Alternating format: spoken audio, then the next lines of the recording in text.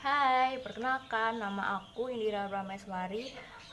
Aku adalah seorang mahasiswi dari S1 Kebidanan Islam Sultan Agung Semarang semester 4. Jadi di sini aku akan jelasin ke kalian beberapa perubahan yang terjadi pada ibu nifas baik fisik maupun psikologinya. Perubahan pada vagina atau yang dikenal dengan jalan lahir. Nah, pada vagina atau jalan lahir seorang ibu nifas, ini akan mengalami pelunakan, peregangan, dan juga terbuka serta memar diakibatkan karena adanya peregangan otot-otot sekitar jalan lahir saat proses persalinan berlangsung. Nah, tapi hal ini akan kembali normal seperti sedia kala dalam waktu sekitar 1-2 minggu setelah persalinan. Ada perubahan pada perineum atau suatu kulit yang berada di antara lubang jalan lahir dan juga lubang anus. Nah, perineum ini akan mengendur dan juga meregang diakibatkan tekanan oleh kepala bayi ketika persalinan itu berlangsung. Umumnya perineum ini akan kembali seperti sedia kala pada hari kelima setelah persalinan. Next, perubahan ketiga itu ada perubahan pada leher rahim. Nah, pada leher rahim seorang ibu nifas ini akan mengalami pelunakan, peregangan, dan juga membuka seperti corong. Dan mungkin juga bisa ditemukan adanya beberapa laserasi atau robekan-robekan kecil di daerah leher rahim.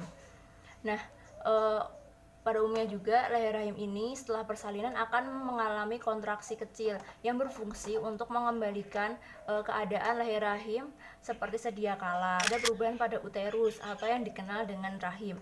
Nah, pada rahim ibu nifas ini kan mengalami peregangan sehingga ukurannya itu bertambah besar. Nah, setelah persalinan lambat laun rahim ini akan mengecil seiring dengan berjalannya waktu.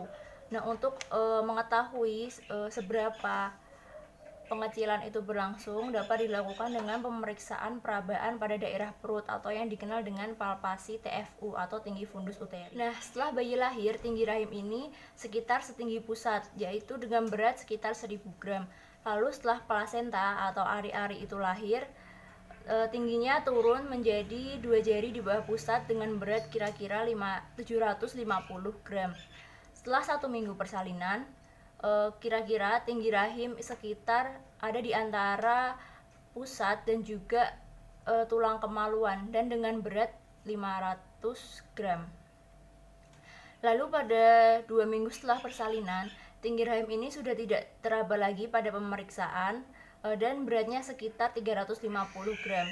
Lalu berjalan pada minggu ke-6 dan ke-8, tinggi rahim ini sudah berangsur-angsur normal. Pada minggu ke-6 beratnya sekitar 50 gram dan pada minggu ke-8 beratnya sekitar 30 gram. Nah, lalu pada ibu nifas ini juga mengalami pengeluaran cairan yang biasanya orang kenal dengan darah nifas. Dalam bahasa medis ini disebut dengan lokia. Nah, lokia ini merupakan suatu cairan yang keluar dari rahim. Lokia sendiri itu ada beberapa jenis. Yang pertama itu ada dikenal dengan lokia rubra atau lokia yang berwarna merah. Lokia ini keluar pada hari pertama sampai ketiga dan atau keempat setelah persalinan. Lokia ini berwarna merah dikarenakan banyak sekali mengandung darah. Selanjutnya ada lokia yang namanya lokia sanguinalenta. Nah, lokia sanguinalenta ini keluar pada hari keempat sampai dengan hari ke-7 setelah persalinan. Lokia ini berwarna merah kecoklatan dan mengandung sekali banyak lendir. Selanjutnya yang ketiga ada lokia serosa atau lokia yang berwarna merah muda. Nah, lokia ini keluar pada hari ke-8 sampai dengan 14 setelah persalinan. Lokia ini berwarna merah muda dikarenakan mengandung darah yang bercampur dengan sel darah putih serta juga mengandung sisa-sisa dari pelepasan plasenta pada rahim. Yang terakhir ada namanya lokia rubra, yaitu lokia yang berwarna putih. Nah, lokia ini keluar pada hari ke-14 sampai dengan 6 atau 8 minggu setelah persalinan. Lokia ini berwarna putih dikarenakan banyak mengandung sel darah putih dan sedikit cairan. Next, perubahan yang kelima itu ada perubahan pada endometrium atau dinding rahim. Nah, normalnya endometrium ini memiliki beberapa lapisan. Pada saat persalinan berlangsung, lapisan dari dinding rahim ini akan meluruh bersamaan dengan keluarnya plasenta dan juga darah. Nah, pada hari kedua sampai ketiga, desidua atau suatu lapisan yang terdapat pada dinding rahim ini akan mengalami diferensiasi atau berubah menjadi dua lapis. Yang pertama itu ada stratum superficialis atau lapisan yang paling luar, dan yang kedua ada stratum basalis atau lapisan di bawah lapisan pertama tadi. Nah, lapisan pertama ini akan meluruh keluar bersamaan dengan keluarnya lokia tadi. Sedangkan untuk lapisan yang kedua, stratum basalis ini akan tetap utuh di dalam rahim dan berfungsi sebagai bakal pembentukan dinding rahim yang baru nantinya. Pencernaan ibu hamil ini umumnya ibu akan merasakan lapar dan juga haus setelah persalinan itu berlangsung. Hal ini dikarenakan energi ibu tuh saat persalinan sudah habis sehingga dia cenderung merasakan lapar dan haus. Lalu biasanya juga ibu nifas akan mengalami konstipasi atau sembelit. Ini dikarenakan adanya perubahan hormon perempuan yang mengakibatkan kerja pencernaan itu menjadi lambat. Lalu mungkin pada beberapa ibu yang jalan lahirnya dijahit itu akan mengalami ketakutan atau takut untuk buang air besar pada hari pertama ketika setelah persalinan. Nah, hal ini tidak boleh dibiarkan karena nanti akan menyebabkan terjadinya sembelit itu, dan untuk jahitan ini tidak ada hubungannya dengan buang air besar, jadi tetap bisa buang air besar tanpa takut jahitannya itu kenapa-napa. Dan untuk meminimalisir terjadinya konstipasi ini, ibu dapat mengkonsumsi makan makanan yang mengandung banyak serat, contohnya seperti sayuran hijau, lalu ada gandum-gandum dan juga buah, serta banyak minum air putih. Ada perubahan pada sistem perkemihan. Nah, pada ibu setelah melahirkan atau ibu nifas ini akan mengalami ingin buang air kecil terus-menerus pada 2-3 hari pertama. Hal ini diakibatkan karena perubahan hormon perempuan yang menurun. Juga ada perubahan pada otot rangka. Perubahan otot rangka terutama pada bagian daerah panggul dan juga perut. Dan hal ini akan berangsur-angsur normal sekitar 3 bulan setelah persalinan. Dan untuk mempercepat proses penyembuhan dari otot rangka, terutama sekitar panggul ini, bisa melakukan yaitu senam atau latihan nifas. Ada perubahan pada hormon. Perubahan hormon yang paling terlihat itu adalah menurunnya hormon perempuan atau hormon yang mempertahankan kandungan saat hamil, yaitu hormon progesteron dan estrogen, yang digantikan oleh naiknya hormon ASI, yaitu hormon prolaktin dan juga hormon oksitosin. Nah, hormon prolaktin ini berfungsi untuk memproduksi ASI pada payudara wanita nifas, sedangkan hormon oksitosin berfungsi untuk membantu kontraksi dari rahim dan juga pengeluaran ASI. Dan pada tanda-tanda vital atau yang terdiri dari suhu, nadi, nafas, dan juga tekanan darah. Nah, pada suhu ini normalnya itu sekitar 36-37 derajat Celcius.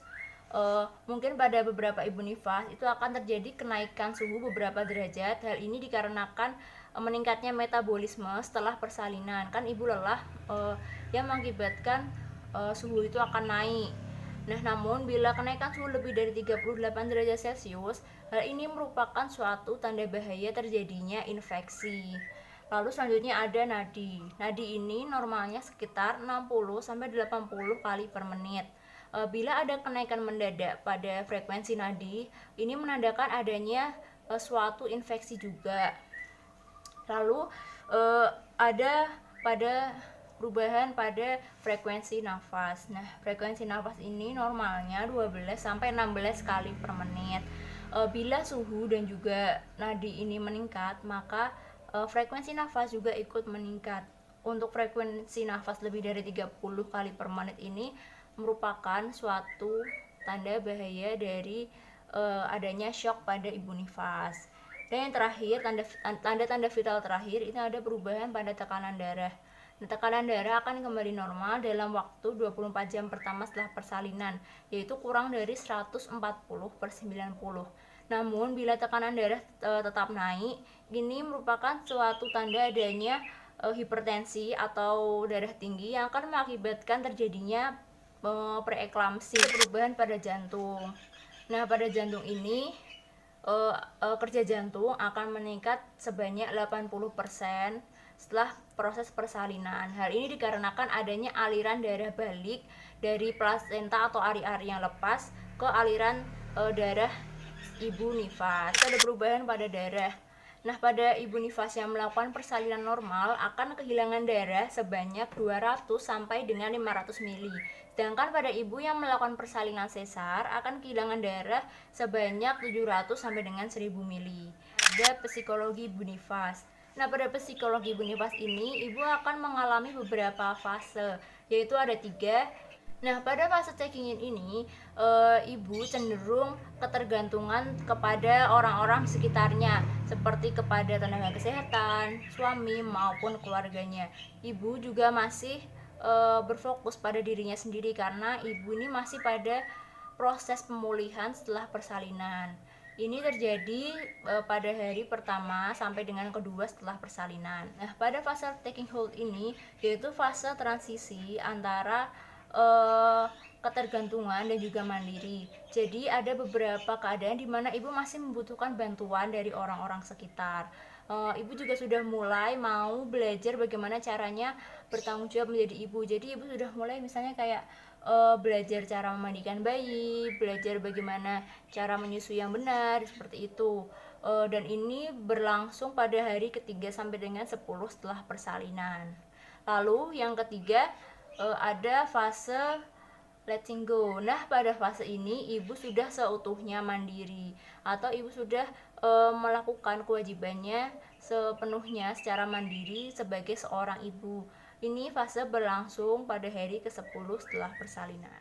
Nah, itu dia beberapa perubahan yang terjadi pada ibu nifas. Semoga informasi yang saya berikan ini dapat bermanfaat untuk kalian semua.